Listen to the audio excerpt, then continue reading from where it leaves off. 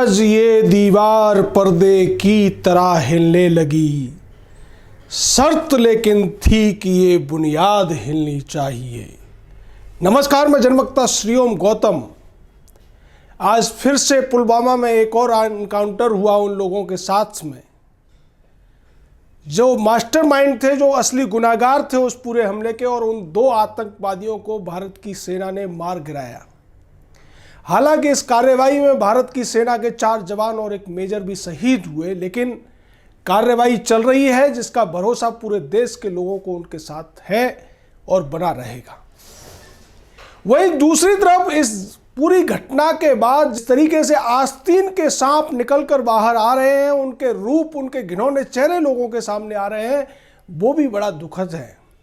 कि जो लोग पहले दिन ज़्यादा दुख जता रहे थे, अब वो खुलकर बोलने लगे हैं, भारत की सेना पर सवाल उठाने लगे हैं, भारत सरकार पर सवाल उठाने लगे हैं और पाकिस्तान को कोसने से भी बाज आ रहे हैं। ऐसे भी आस्तीन के सांप हमारे देश में पल रहे हैं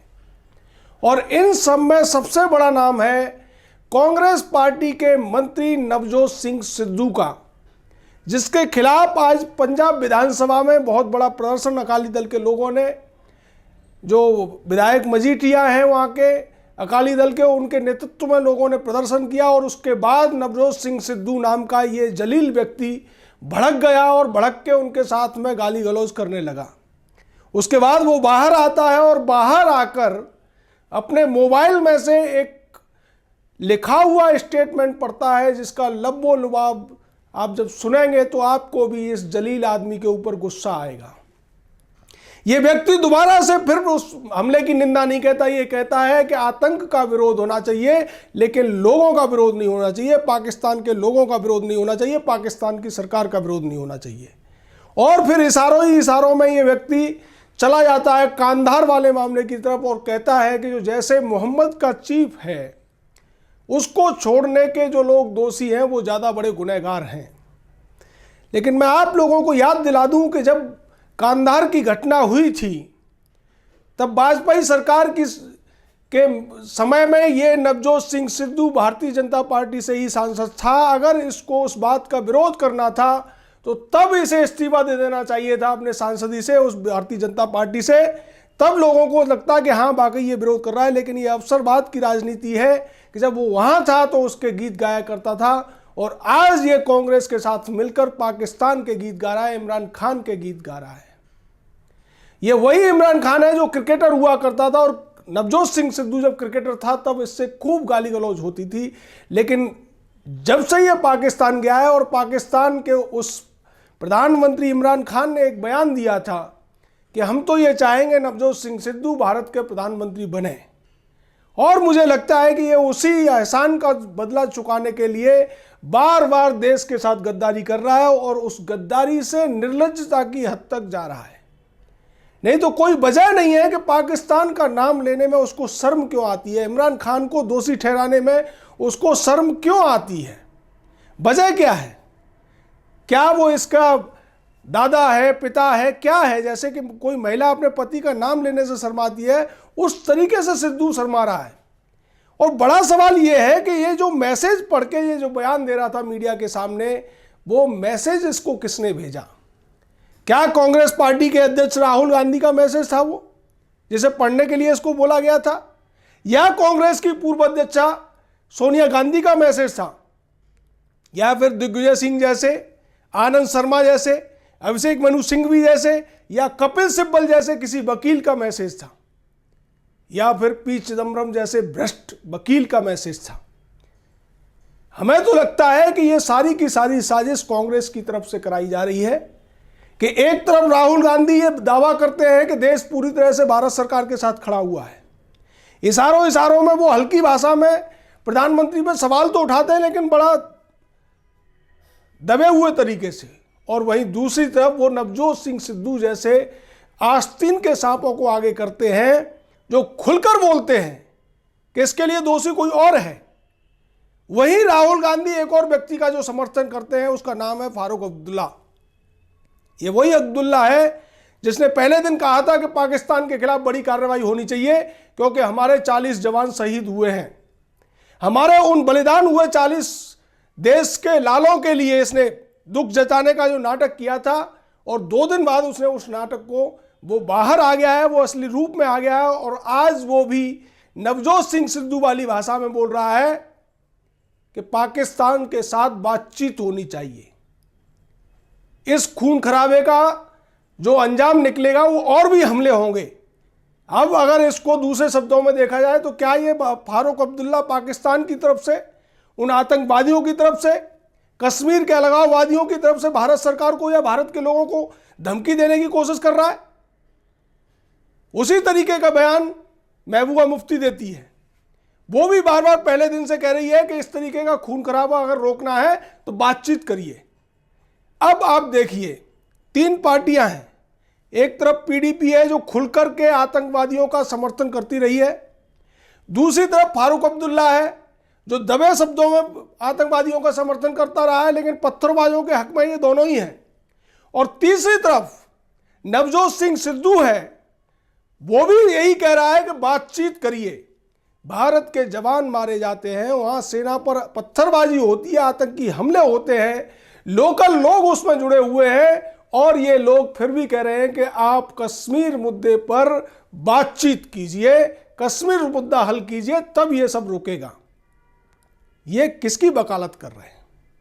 ये देश का नमक खाते हैं, देश का अन्न खाते हैं, देश की सिक्योरिटी लेते हैं, देश के लोगों की जेब से जाने वाले पैसे से इनको सैलरी मिलती है जब ये मंत्री होते हैं या विधायक होते हैं, सांसद होते हैं, लेकिन ये गीत गाते हैं पाकिस्तान के आतंकवादियों के। और बड़े शर्म की बात है कि आज भी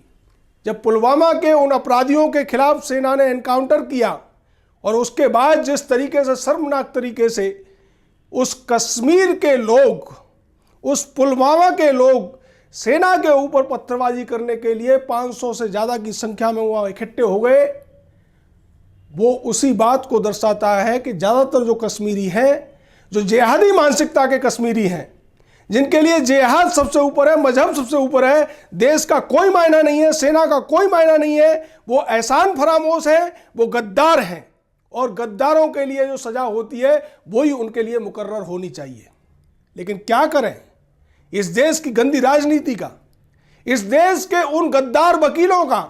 जिन्होंने सुप्रीम कोर्ट में जाकर, जब सेना इन पत्थरबाजों के ऊपर पैलेट गन चलाया करती थी तो बड़ी बड़ी याचिकाएं लगाई थी और पैलेट गन्स को रोका गया था, क्योंकि पैलेट गन से आदमी मरता नहीं था, लेकिन उसको जिंदगी भर ये याद रहता था कि वो पत्थरबाजी करने से बाज आ जाता था। उनके चेहरे बदरंग हो जाया करते थे, शरीर में दर्द होने लगता था, और उसको इन्होंने वहाँ याचिका लगाकर रुकवा दिया था। अब सेना क्या करे? पैलेट गन चला नहीं सकती है, गोली चलाएगी तो फिर ये मानवाधिकार का रोना रोएंगे, लेकिन सेना फिर भी चुप तो नहीं बैठेगी। एक बार वार्निंग दी जाएगी, 2 बार वार्निंग दी जाएगी, लेकिन उन पत्थरबाजों ने अगर ये सब को नहीं छोड़ा, पाकिस्तान समर्थित आतंकवादियों का साथ देना नहीं छोड़ा, तो अंत में तो वही होगा जो एक अपराधी के साथ होता है, और वो होना भी चाहिए। एक और चीज़ मैं आपको बता दूं कि ये जो पुलवामा का पूरा धमाका हुआ है वहाँ, या वहाँ पर जिस तरीके से पत्थरबाजी हो रही है, इसमें अगर कोई सबसे बड़ा गुनहगार एक और निकल के आ रहा है तो वो है महबूबा मुफ्ती। क्योंकि बातें ये निकल के आ रही हैं कि ये जो पूरा पुलवामा का क्षेत्र है, ये जो पत्थरबाज हैं, इनके ऊपर महबूबा मुफ्ती का हाथ रखा हुआ है, बरदहस्त इनको हासिल है, क्योंकि पुलवामा जो कंस्टिट्यूएंसी है वो महबूबा मुफ्ती की कंस्टिट्यूएंसी है। इसलिए पुलवामा के जो पत्थरबाज हैं वो बेखौफ होकर, इतनी बड़ी घटना होने के बाद, जब हिंदुस्तान का दिल रो रहा है, हिंदुस्तान के 130 करोड़ लोगों का दिल रो रहा है, और केवल हिंदुस्तान में ही नहीं, लंदन, अमेरिका, जाने कहां कहां बैठे हुए एनआरआई भी रो रहे हैं, उसके खिलाफ जुलूस निकाल रहे हैं, कैंडल मार्च निकाल रहे हैं, उसका विरोध कर रहे हैं, पाकिस्तान मुर्दाबाद के नारे लगा रहे हैं, तब ये कश्मीर के पुलवामा में बैठे हुए कश्मीरी गद्दार भारत की सेना के ऊपर पत्थरबाजी करते हैं। ये भूल जाते हैं कि जब कश्मीर में बाढ़ आती है तो यही सेना उनको अपनी जान जोखिम में डालकर उनको बचाती है, उनको राशन पहुंचाती है, उनकी सुरक्षा करती है। लेकिन ये गद्दार उनके सगे नहीं हैं। ये सगे हैं तो पाकिस्तानी आकाओं के, ये सगे हैं तो अपने मजहबी आतंकवादियों के, ये देश के सगे नहीं हैं। इनको देश से नफरत है, और इनके समर्थन में जो गद्दार खड़े हुए हैं, जो आस्तीन के सांप खड़े हुए हैं, जनता को उनको भी पहचानने की जरूरत है। इसी कड़ी में कल एक प्रदर्शन हुआ था लंदन के अंदर, और वहां पर एनडीटीवी की एक पत्रकार उसको कवर कर रही थी। तो हमारे जो एनआरआई भाई थे उन्होंने बाकायदा उसका विरोध किया और उससे पूछा कि तुम लोग तो पाकिस्तान के पक्ष में रिपोर्टिंग करते हो, पाकिस्तान के आतंकवादियों के पक्ष में रिपोर्टिंग करते हो, पत्थरबाजों के पक्ष में रिपोर्टिंग करते हो, तुम लोग चले जाओ। तो ये अच्छा संकेत, ये जनता की तरफ से भी जागरूकता फैल रही है कि जनता भी इन आस्तीन के सांपों को, इन गद्दारों को पहचान रही है, जिनके चेहरे पर तो भारत की देशभक्ति का नाटक करते हैं ये बाहर से, लेकिन अंदर से कहीं ना कहीं ये पूरा का पूरा कश्मीर के ऊपर पाकिस्तान के पक्ष में खड़े हुए हैं। ये आज भी चाहते हैं कि इतना सब हो जाने के बाद, भारत माँ के 45 लालों की बलिदान हो जाने के बाद भी हम पाकिस्तान से बातचीत का रास्ता अख्तियार करें, जो कि होने वाला नहीं है।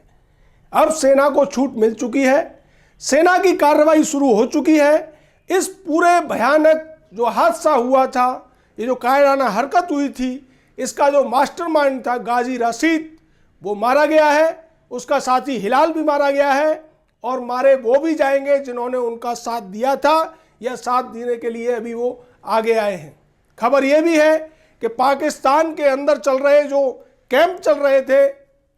वहाँ से पाकिस्तान ने जो 80-85 आतंकवादी भारत में भेजने की तैयारी कर रखी थी, इस कार्रवाई के बाद में उनको आर्मी के कैंपों में शिफ्ट कर दिया है। लॉन्च पैड जो वहाँ थे उनको खाली करा दिया गया है, क्योंकि उन्हें पता है कि उन पर हमला हो सकता है भारत की तरफ से। तो ये कार्रवाई वहाँ हो रही है, लेकिन कब तक बचेंगे? एक जो कहावत है कि बकरे की अम्मा कब तक खैर मनाएगी, ये जो पाकिस्तान रूपी बकरा है, इसके जो आका हैं, जो आईएसआई है, जो बाजवा है, जिसके साथ नवजोत सिंह सिद्धू गले मिलता है, वो जो इमरान खान है,